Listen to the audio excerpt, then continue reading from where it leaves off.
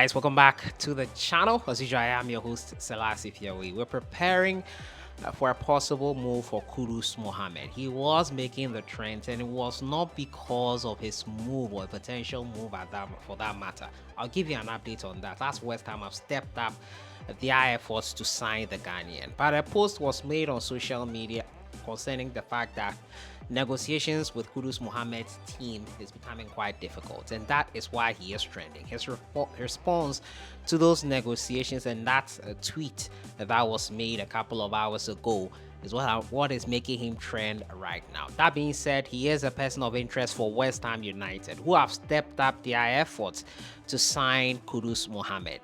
The technical director of West Ham is in Amsterdam to talk with Kudus Mohammed, as Paqueta looks closer and closer to joining Manchester City. The confirmation of the injury to Kevin De Bruyne for a lengthy spell, they need a competent replacement for him. We'll give you details on that. We're also going to talk about Thomas Partey, some sort of disrespect to him, a post made by ESPN. And as I always say, these guys don't know it all.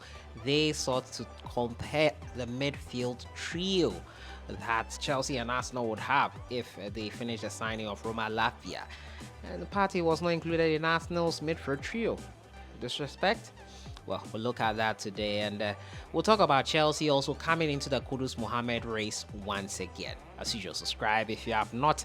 Click on the notification bell to get more updates.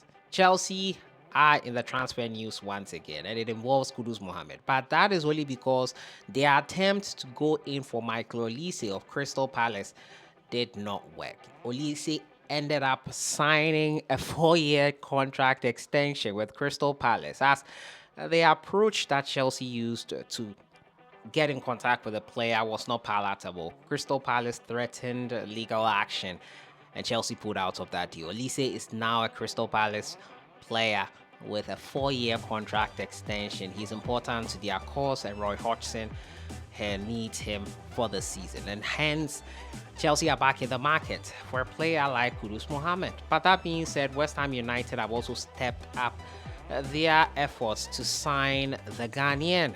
West Ham United, if you remember, came into the picture this week after they had news was confirmed that Paqueta would be joining Manchester City, and they have also had their technical director in Amsterdam off to talk to Kudus Mohammed. West Ham and Ajax continue as called last week. The talks between the two parties continue, but the technical director Tim Steindem is in the Netherlands for face-to-face talks with Ajax over the signing of midfielder Kudus Mohammed. But the reason Kudus was trending is what I'm going to delve into now. Now, on social media, this post was made by Twitter handle, which usually covers Ajax and all those other clubs. It says that Kudus' entourage is difficult to negotiate with. So far, no club has been able to accept their demands.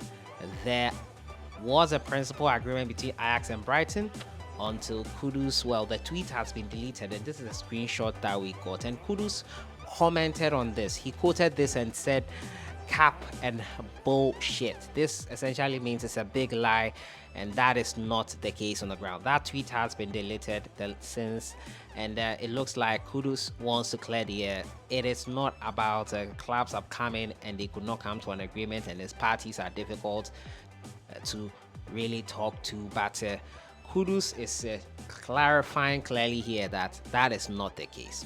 Well, there's more to the story, and hence this is why he was trending all over social media and making the rounds. News was making the rounds about Kudus Mohammed. It was not because he has potentially made a move. It was because of his reaction to this.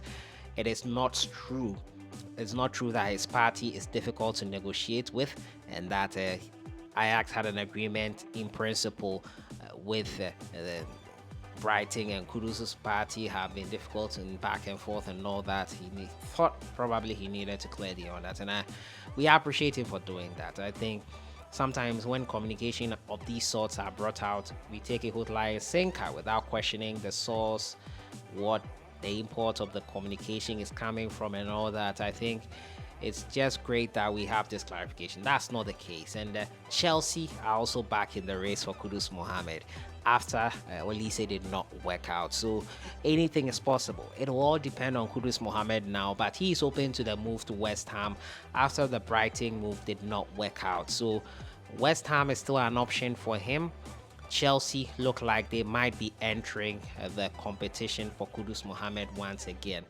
Time will tell where he will go. The transfer window closes in 2 weeks' time. 1st of September, it closes. So we'll see how things go on that front concerning Ghana Black Stars man Kudus Mohammed. We'll hope and wish that he does get a club where he'll play regularly. And we'll see if things work out. Olise versus Kudus was it. Olise has stayed with Crystal Palace. Paqueta is set to leave to Manchester City. West Ham technical director is in Ajax for face-to-face talks with them concerning Kudus Mohammed. We'll see how those face-to-face talks end and update you accordingly. My next story has to do with some sort of disrespect towards the Ghana Black Stars man in Thomas Partey. Now, Chelsea have acquired Roma Lafia now from Southampton. They have Enzo Fernandez along with Moises Caicedo. That's a formidable three-man midfield. But there was a comparison being made. Two London clubs, Arsenal and Chelsea. Who has the best midfield trio? And ESPN decided to post this one here. Kai Havertz, really? Declan Rice and Martin Odegaard, omitting Thomas Partey from the list. It got a lot, it encouraged the ire of a lot of Ghanaians on social media, and they were not quite happy. And I have to say, I wouldn't be bothered by this, but you'd think that a big outlet like ESPN would know better. How is Thomas Partey not included in this one here? He deserves to be there. Why is Kai Havertz there in the first place? They don't rate him? Is that what they are saying about Thomas Partey? This guy held the Arsenal midfield together. He was the glue that kept them binding and doing well so many times in games. And you want to say that it's all for naught, that all this, or his contributions, well, it's quite interesting how things go. But Ghanaians reacted to it, and a lot of them were not happy with the comments coming in, especially after this tweet was made. And I read you through a couple of them that came in. Thomas Partey disrespect, and it was unforgivable. I don't understand the continuous disrespect for Thomas Partey. This is not the first time I've seen a best Arsenal midfield combination without him. What a joke. Kai Havertz is not supposed to be there. Where is Thomas Partey? I ask myself. Or this, an alternative one brought in there. Wait, did Partey transfer to the Saudi League without us knowing? I've been ranting about the disrespect players who don't look like them get in the Premier League. Listen to the commentators and how they describe other players who come from Africa or are black, but they lie bad. Their talent will keep shining for all to see. Interesting.